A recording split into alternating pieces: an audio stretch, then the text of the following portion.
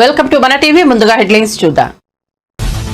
ప్రధాని మోదీ బీజేపీపై తెలంగాణ సీఎం రేవంత్ రెడ్డి తీవ్ర విమర్శలు. 75 ఏళ్లుగా దేశ ప్రతిష్టను కాంగ్రెస్ పార్టీ పెంపొందించిందని, మోదీ అదాని కలిసి దేశ పరువు తీసేశారని విమర్శ.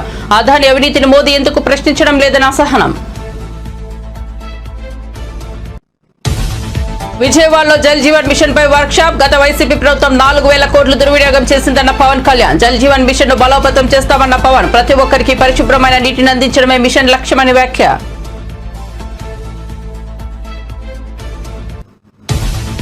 Telangana film development corporation chairman గా బాధ్యతలు స్వీకరించిన దిల్ రాజు. కుటుంబ సభ్యులతో కలిసి ఛాంబర్ కు వచ్చిన దిల్ రాజు. పూర్వ వైభవం కోసం అందరి సహకారం అవసరమన్న దిల్ రాజు.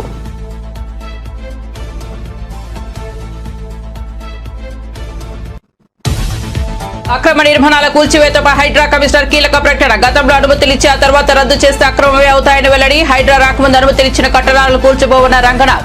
ఎఫ్టీఎల్లో అనుమతులు లేకుండా కట్టిన వ్యాపార కట్టడాలను కూల్చక తప్పదని స్పష్టీకరణ. ఇక వార్త వివరాల్లోకి వెళ్తే, ప్రధాని మోదీ బీజేపీపై తెలంగాణ సీఎం రేవంత్ రెడ్డి తీవ్ర విమర్శలు గుప్పించారు. 75 ఏళ్లుగా దేశ ప్రతిష్టను కాంగ్రెస్ పార్టీ పెంపొందించిందని, మోదీ అదాని కలిసి దేశ పరువు తీసేశారని విమర్శించారు.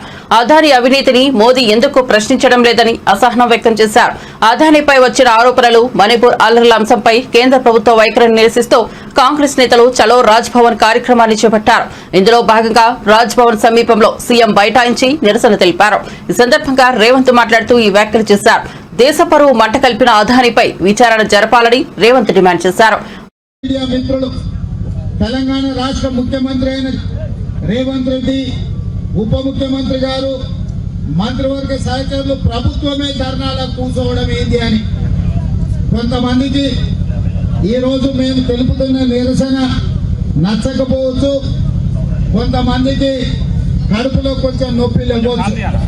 కానీ ప్రజాస్వామిక విధానంలో సడక్ సే లేకర్ సంసద్ తక్ राहुल गांधी जी, मल्लिकार्जुन खड़गे जी अदानी और प्रधानी के बारे में जो चर्चा उठाए संसद में, इसके बारे में चर्चा कर जॉइंट पार्लियामेंट्री कमेटी डालने के लिए हमारा कांग्रेस पार्टी के ओर से, इंडिया अलायंस के तरफ से हम लोग डिमांड किया हुआ है.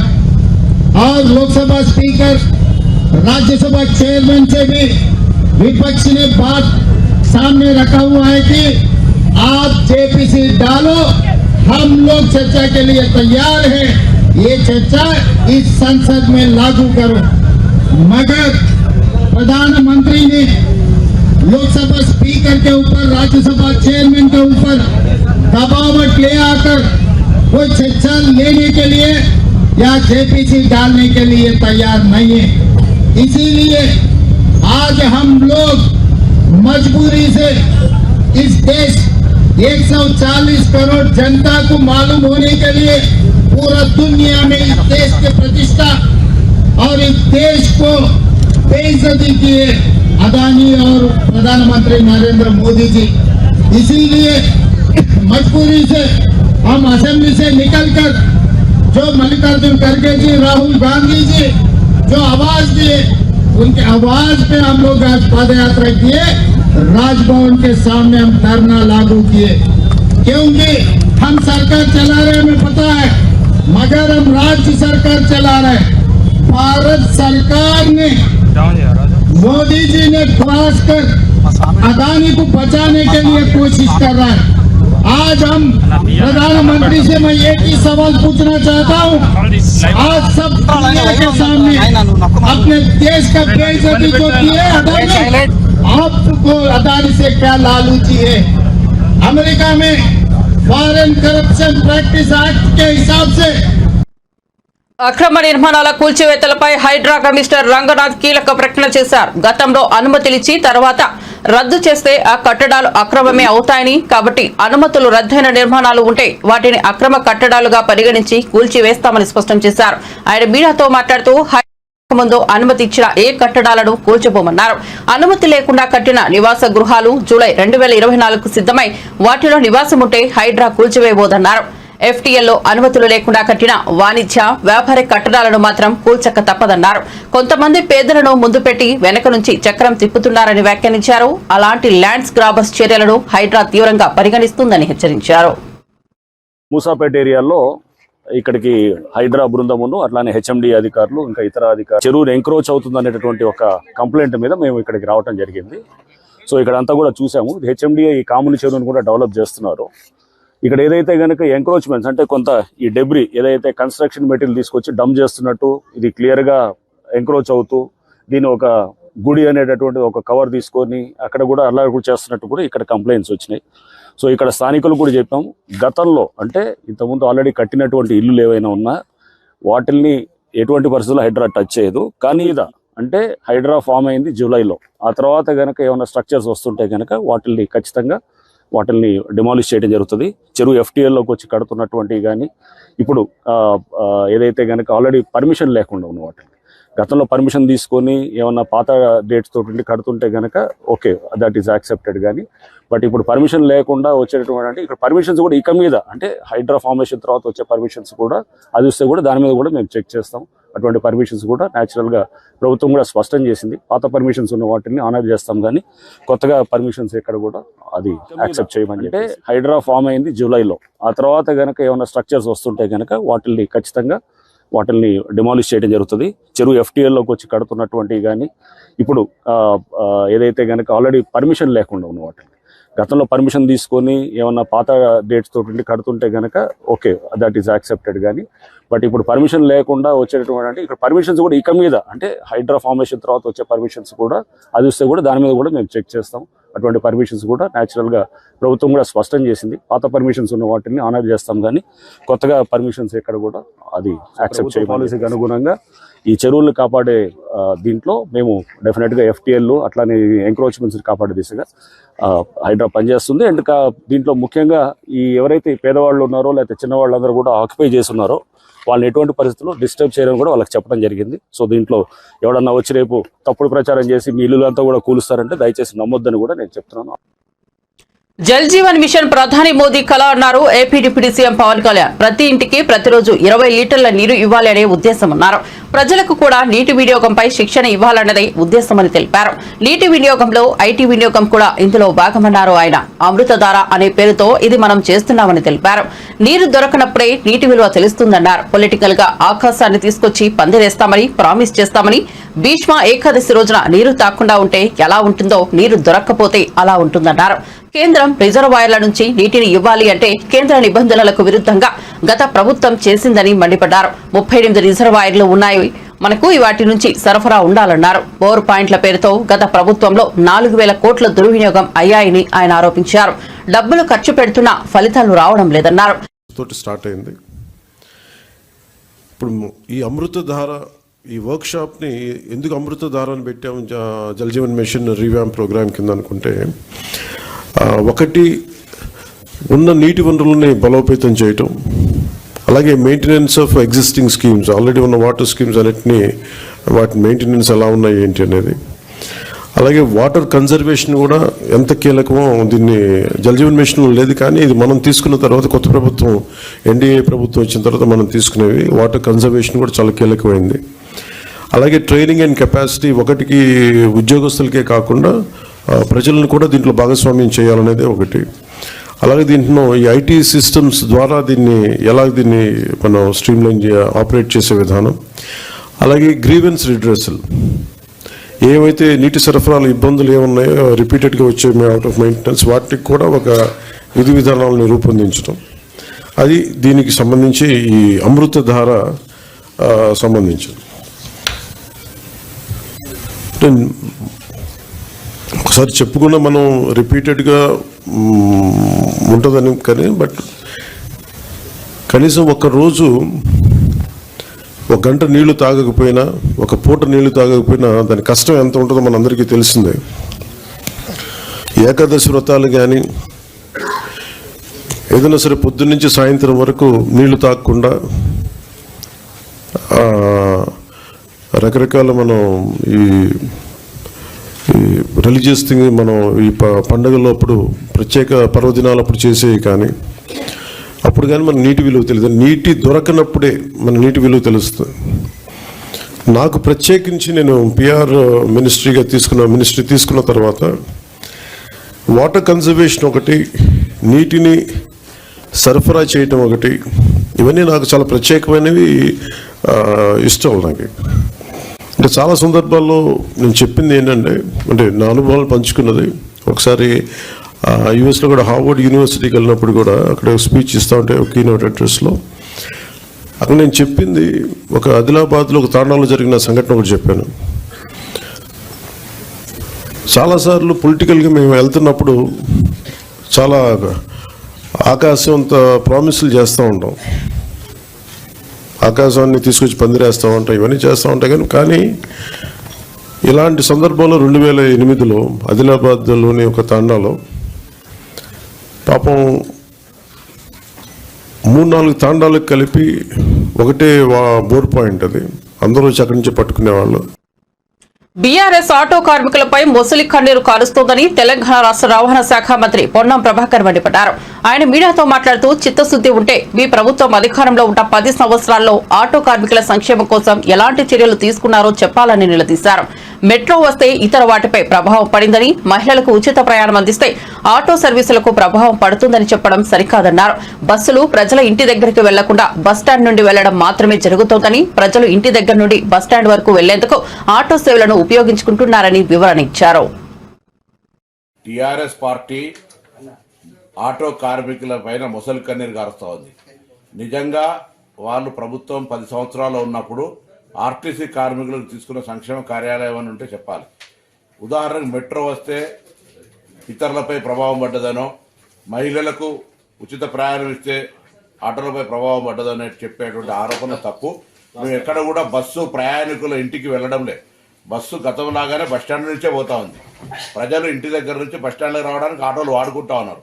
అవును, ఎన్నికల హామీ మేము 12,000 రూపాయలు సంవత్సరానికి ఇస్తామని చెప్పినాం.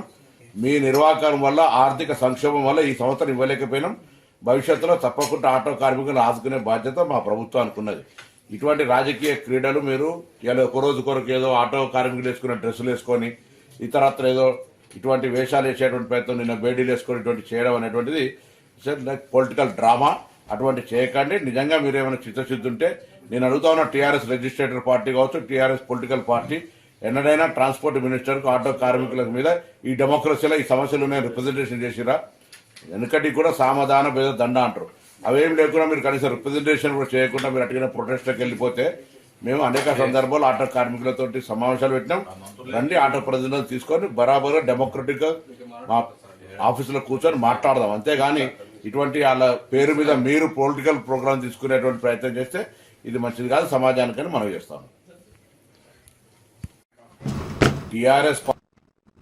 బీఆర్ఎస్ 10 ఏళ్ల పాలనలో రహదారులను విధ్వంసకరంగా మార్చిందని మంత్రి కోమటిరెడ్డి వెంకటరెడ్డి విమర్శించారు. రాష్ట్రంలో మట్టి రోడ్డు లేకుండా చేస్తామన్న కోమటిరెడ్డి, కేంద్ర రాష్ట్ర ప్రభుత్వాల సహకారంతో పనులను వేగవంతం చేశామని తెలిపారు.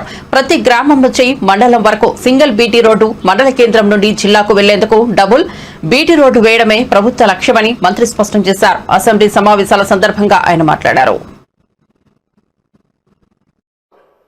మొదలైతే వర్క్ స్టార్ట్ అయింది. వారు అదే జిల్లా వారు ఇప్పుడు పోయి చూసుకోవచ్చు వర్క్ నడుస్తుందా లేదా.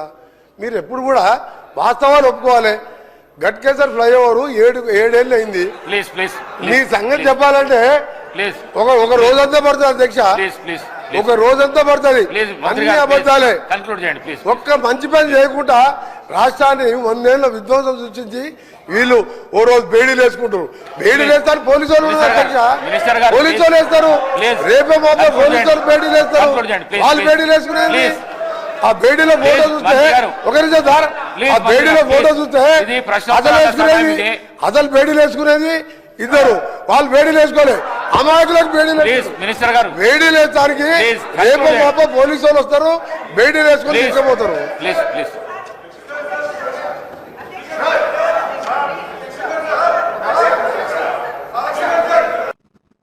గత బీఆర్ఎస్ ప్రభుత్వంపై తీవ్ర ఆరోపణలు చేసిన మంత్రి కోమటిరెడ్డి వెంకటరెడ్డిపై మాజీ మంత్రి బీఆర్ఎస్ ఎమ్మెల్యే హరీష్ రావు తీవ్ర స్థాయిలో విరుచుకుపడ్డారు. అసెంబ్లీకి వచ్చే సభ్యులకు డ్రంక్ అండ్ డ్రైవ్ టెస్టులు నిర్వహించాలని హరీష్ రావు సంచలన వ్యాఖ్యలు చేశారు. కొందరు సభ్యులు ఉదయమే డ్రింక్ చేసి సభకు వస్తున్నారని ఆరోపించారు. సభలోకి వచ్చి ఏం మాట్లాడుతున్నారో వారికే తెలియడం లేదన్నారు. అందుకే అసెంబ్లీ బయట డ్రంక్ అండ్ డ్రైవ్ టెస్టులు పెట్టాలని సభాపతిని హరీష్ రావు కోరారు. గారు నేమ్ చేసే పరిస్థితి వచ్చిందంటేనే ఆ మంత్రి అవమానంగా ఫీల్ కావాలి. ఎందుకంటే ఎలియా మినిస్టర్ పోయి పక్కన కూర్చొని అంగిబట్టి గుంజినా కూర్చుంటలేడు ఆయన పరిస్థితి అది. అయితే విషయం ఏంటంటే ఆయన ఇందాక ఎలియా మినిస్టర్ గారు డైరెక్ట్ గా ఎవరి మీద ఆరోపణలు చేయొద్దని రూల్ బుక్ తెచ్చి చూపించాడు. ఇప్పుడు మంత్రి గారు లేచి కాళేశ్వరం కమిషన్ హరీష్ రావు అని చెప్పి మరి నా మీద ఆరోపణలు చేసిండు కదా. శుద్ధులు నాకే చెప్పడం కాదు, శుద్ధులు అందరికీ చెప్పడం కూడా శ్రీధర్ బాబు గారు నేర్చుకోవాలి. ఇప్పుడు ఆ విషయం కూడా మంత్రి గారు నా మీద చేసిన ఆరోపణ మీద చర్చ పెట్టండి, ఆన్సర్ ఇస్తా. మరి ఆయన వెంకటరెడ్డి గారి కమిషన్ లిస్టు చదవమంటే నేను చదువుతా. కాకపోతే నాకు విజ్ఞత ఉంది, నోటీస్ ఇచ్చి చదువుతా. దయచేసి వారు మాట్లాడినటువంటి అన్ని వ్యాఖ్యలు, ప్రశ్నకు సంబంధం లేని వ్యాఖ్యలన్నీ కూడా సభ రికార్డుల నుంచి తొలగించాలని మీ ద్వారా కోరుతున్నా. శ్రీధర్ బాబు గారు మా గురించే లేచి చెప్పడం కాదు, మీ మంత్రులు మీ సభ్యులు తప్పు చేసినప్పుడు కూడా మీరు లేచి చెప్పడం మీ బాధ్యత. రెడీగా లేకుండా మాట్లాడే పరిస్థితి వచ్చింది. ఇప్పుడు అసెంబ్లీలో కూడా బయట డ్రంక్ అండ్ డ్రైవ్ టెస్ట్ చేయాల్సిన అవసరం కనబడి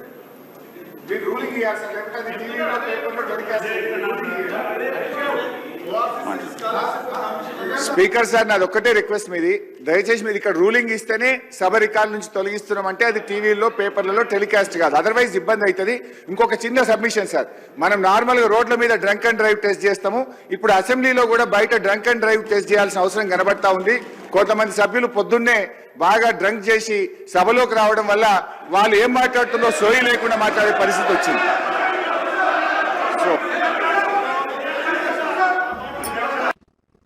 తెలంగాణ అసెంబ్లీ సమావేశాలు 4వ రోజు ప్రారంభమయ్యాయి. సభ ప్రారంభం కాగానే ఓవర్సీస్ స్కాలర్షిప్ల విషయంలో అధికార విపక్షాల మధ్య వాగ్వాదం జరిగింది. గత బీఆర్ఎస్ ప్రభుత్వం 244 కోట్ల ఓవర్సీస్ స్కాలర్షిప్ నిధులు పెండింగ్ లో పెట్టిందని, మేము అధికారంలోకి వచ్చాక అందులో 140 కోట్లు పెండింగ్ లో స్కాలర్షిప్లు చెల్లించామని, మిగిలిన వాటిని కూడా త్వరలోనే క్లియర్ చేస్తామని మంత్రి సీతక్క తెలిపారు. బీఆర్ఎస్ ఎమ్మెల్యే కె వివేకానంద మాట్లాడుతూ పేద విద్యార్థులకు ఇచ్చే ఓవర్సీస్ స్కాలర్షిప్ నిధుల్లోనూ కమిషన్లు తీసుకుంటున్నారని ఆరోపించారు.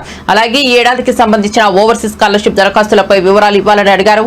ఎమ్మెల్యే కేపీ వ్యాఖ్యలపై మంత్రి శ్రీధర్ బాబు తీవ్ర ఆగ్రహం వ్యక్తం చేశారు. ప్రకారం కూడా వారు చదువుకొని ఉంటారు. రూల్ ఆఫ్ ప్రొసీజర్స్ కింద 320 ప్రకారం no allegation of a defamatory or incriminatory nature shall be made by a member against any person or a member. Sir, intimation to the speaker has to be given. Sir, ఇష్టారాజ్యంగా అడ్డగోలుగా నోటికొచ్చినట్టు ఫ్లోర్ను ఉపయోగించుకొని ఈ విధంగా ప్రభుత్వంపై defamatory remarks చేయడం సరికాదు అధ్యక్ష. వెంటనే గౌరవ సభ్యులను కోరుతా ఉన్నాం, మీ ద్వారా వారిని కోరుతా ఉన్నాం. So he has to come forward to withdraw ఈ స్టేట్మెంట్. సార్, మేము మిమ్మల్ని కోరేది ఒకటే అధ్యక్ష, నేను ప్రతి సందర్భానికి సంబంధించి ఏ ఆధారం లేకుండా ఎవరిపైన మాట్లాడాలంటే వితౌట్ నోటీస్ ఇచ్చే కార్యక్రమం జరగకూడదు. ఈ రూల్స్ మేం కాదు ఫ్రేమ్ చేసింది, ఈ రూల్స్ ఫ్రేమ్ చేసింది 2014లో తెలంగాణ రాష్ట్రం ఏర్పడ్డ తర్వాత వారే ఇక్కడ కూర్చొని ఫ్రేమ్ చేసింది అధ్యక్ష. ఏ విధంగానైతే వారు డ్రెస్ వేసుకొని వస్తా ఉన్నారో ఇక్కడ కూర్చున్నప్పుడు ఒక వేషాలు. వైఎస్ఆర్సీపీ అధ్యక్షుడు మాజీ ముఖ్యమంత్రి వైఎస్ జగన్ బుధవారం కర్నూలులో పర్యటించారు. జీఆర్సీ కన్వెన్షన్ సెంటర్ లో వైఎస్ఆర్సీపీ రాష్ట్ర కార్యదర్శి తెర్నకల్ సురేందర్ రెడ్డి కుమార్తె వివాహ రిసెప్షన్ కు హాజరయ్యారు. నూతన వధూవరులు డాక్టర్ కె చతుర, డాక్టర్ కె నిఖిల్లకు వివాహ శుభాకాంక్షలు తెలిపి ఆశీర్వదించారు. జగన్ రాకతో కర్నూలు కోలాహలంగా మారింది. ఆయన్ని ఫోటో తీసేందుకు, సెల్ఫీలు దిగేందుకు అభిమానులు ఎగబడ్డారు. వారందరికీ అభివాదం చేసి ముందుకు కదిలారు.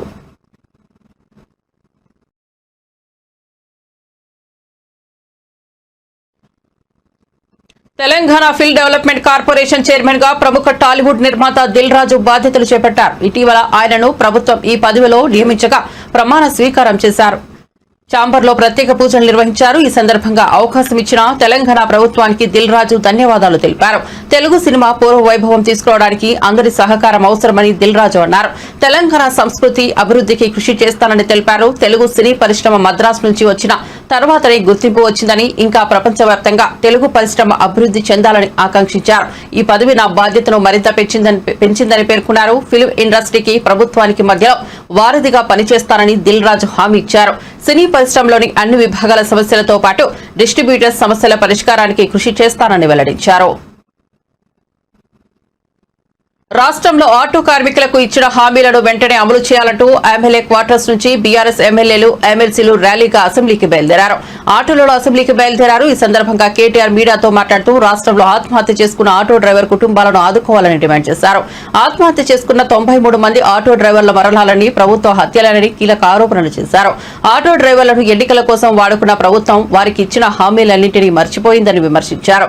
ఆత్మహత్య చేసుకున్న ఆటో డ్రైవర్ కుటుంబాలను వెంటనే ఆదుకోవాలని డిమాండ్ చేశారు. ఆటో డ్రైవర్లకు ఇస్తామని చెప్పిన 12,000 ఆర్థిక సహాయాన్ని వెంటనే ప్రకటించాలని అన్నారు. ఆటో డ్రైవర్ల సంక్షేమ బోర్డును వెంటనే ఏర్పాటు చేయాలని డిమాండ్ చేశారు.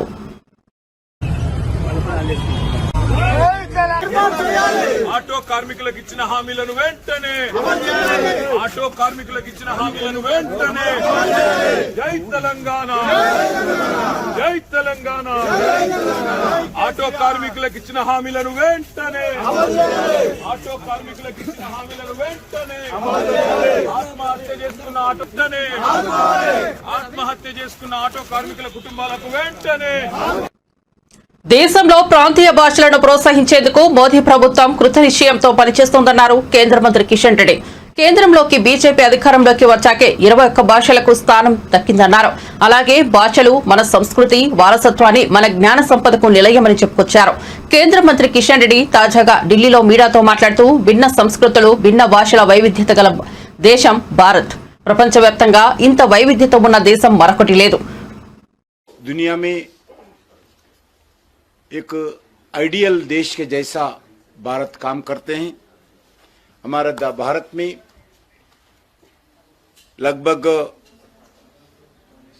121 प्रमुख भाषाएं हैं और 1599 अन्य बोलियां भाषा उपभाषा भी भारत में है. इतने भाषे दुनिया में कोई देश में हमें एग्जाम्पल के जैसा भी दिखते भी नहीं. हमारे संविधान के अनुसूची में 14 भाषा ऑफिशियल लैंग्वेजेस के तहत शामिल थी. आज इसमें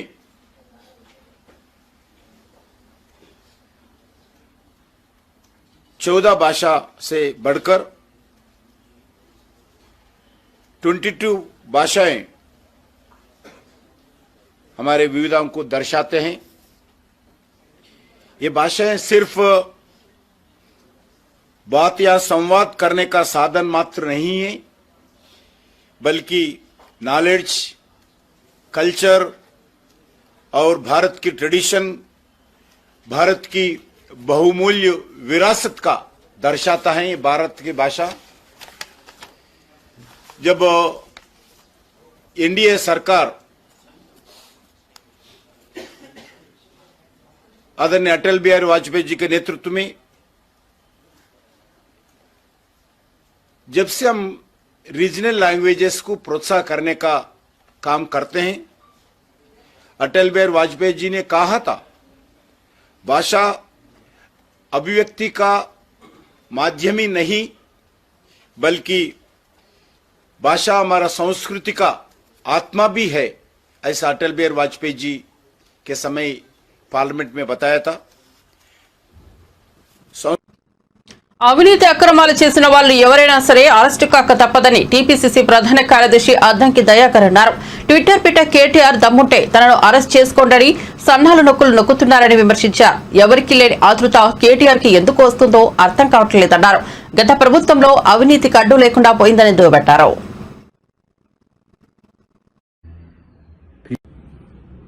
ఎవరికి లేని ఆదుర్ద కేటీఆర్కి ఎందుకు వస్తుందో ఆత్మపరిశీలన చేసుకోవాల్సిన అవసరం ఉంది.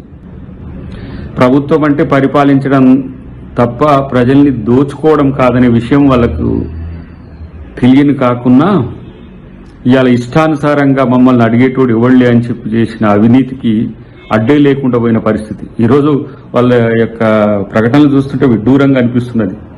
30,000 ఎకరాల భూముల్ని రైతుల దగ్గర నుంచి గుంజుకున్న బీఆర్ఎస్ వాళ్ళు ఇవాళ లగచెర్లలో దాని మీద మాట్లాడుతున్నారు.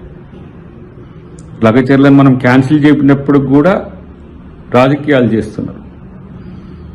హైదరాబాద్ చుట్టూరా ఉన్న అసైన్ భూములు, శిఖాలు, లావణి పట్టాల భూములకు సంబంధించి, భూదాన్ భూములకు సంబంధించి ఎన్ని వేల కోట్ల రూపాయల భూముల్ని లాక్కున్నారో, గుంజుకున్నారో ఇప్పటికీ ఎవరికి అంతుబట్టని రహస్యం ఉంది. వాటిని అన్నిటిని బయట పెడతాం. అరెస్ట్ తప్పదని అనే పరిస్థితిలో అరెస్ట్ ఉంటుంది. కాబట్టి ప్రతిసారి నన్ను అరెస్ట్ చేయి అనేది కాదు. డెఫినెట్గా తప్పు చేసిన వాళ్ళ పట్ల శిక్ష తప్పదు. ఈ ప్రభుత్వం ఊరుకునేది కాదు. ఎవరిని కూడా బేర్ చేస్తలేదు కదా. కాబట్టి తప్పులు చేసిన వాడు తెగించినోనికి ఏదో తెడ్డేలింగం అన్నట్టుగా మీరు ఇష్టానుసారంగా మాట్లాడినంత మాత్రం చట్టంకి అతీతంగా మేము చేసేది కాదు. డెఫినెట్గా సమయం వచ్చినప్పుడు, ఆ సందర్భం వచ్చినప్పుడు అరెస్ట్ తప్పదు. రాష్ట్రంలో అత్యంత అవినీతి ఎమ్మెల్యే ఎవరు అనే పోటీ పెడితే ఆదిరెడ్డి వాసుడే మొదటి స్థానంలో ఉంటారని ఆరోపించారు వైఎస్ఆర్సీపీ మాజీ MP Margali Bharat. Dumping yard contractor వద్ద స్థానిక ఎమ్మెల్యే 2 కోట్లు డిమాండ్ చేశారని ఆరోపణలు ఉన్నాయన్నారు. అలాగే ఇసుక నుంచి వచ్చే డబ్బులు లెక్క పెట్టలేక ఆదిరెడ్డి 3 కరెన్సీ లెక్కించే మిషన్లు కొనుగోలు చేశారట అని వ్యాఖ్యలు చేశారు. రాజమండ్రి మాజీ ఎంపీ మార్గాలి భరత్ తాజాగా మీడియాతో మాట్లాడుతూ దళిత యువకుడిపై కూటమి ప్రభుత్వం జాత్యహంకార ధోరణి చూపించిందన్నారు. రాజమండ్రిలో దళిత యువకుడిపై జరిగిన ఘటనపై ఢిల్లీలో ఎస్సీ కమిషన్ కు ఫిర్యాదు చేశామన్నారు. స్టేట్ డైరెక్టర్లో 15-20 మందికి ఇప్పించి ఉంటాను. ఇక్కడ మా మారుతి లక్ష్మి గారు ఉన్నారు, సాగర్ ఉన్నారు, మన అప్పారావు ఉన్నారు. ఇంతమంది బోల్డ్ మందికి ఇప్పించాం. మరి అందరూ కూడా ఆశ్చర్యపోతారు. అంత దారుణంగా రోజుకి ఆదాయం, నేను చెప్తా ఉన్నా, నేనేది ఎగ్జాగరేట్ చేసి చెప్పట్లా. కోటిలింగాల ఘాట్ అంటే కోటిలింగాల టెంపుల్ దగ్గర నుంచి అటు 4th బ్రిడ్జ్ దాకా గతంలో 1-2 చిన్న చిన్న ర్యాంపులు ఉండేవంట. 15 ర్యాంపులు పెట్టారు. ఎంతండి? 15 ర్యాంపులు.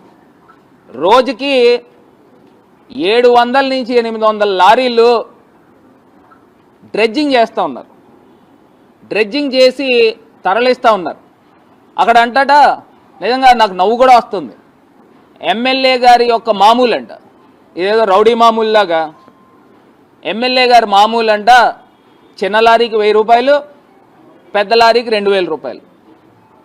అదేవిధంగా బాట ఛార్జీలు అంట. ఆ బాట ఛార్జీలు కూడా మళ్ళీ ఎమ్మెల్యే గారి మామూలే. ఆ బాట ఛార్జీలు ఒకసారి వేస్తారు బాట, దానికి మళ్ళీ ఛార్జీలు ఏంటి?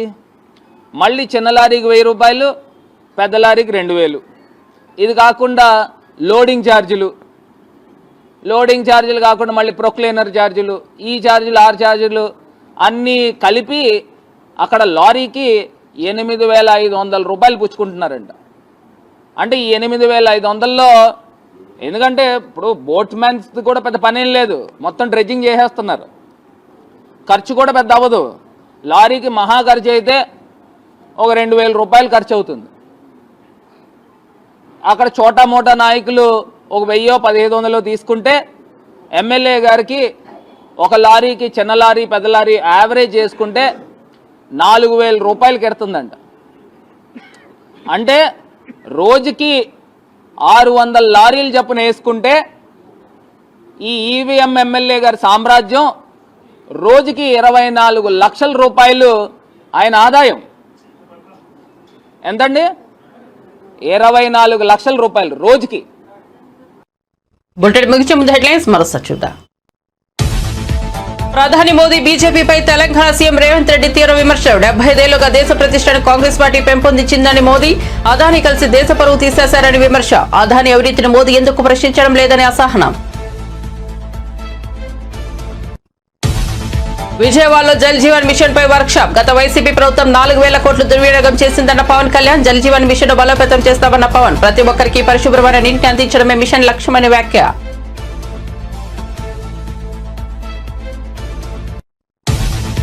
Telangana film development corporation chairman గా బాధ్యతలు స్వీకరించిన దిల్ రాజు. కుటుంబ సభ్యులతో కలిసి ఛాంబర్ కు వచ్చిన దిల్ రాజు. పూర్వ వైభవం కోసం అందరి సహకారం అవసరమన్న దిల్ రాజు.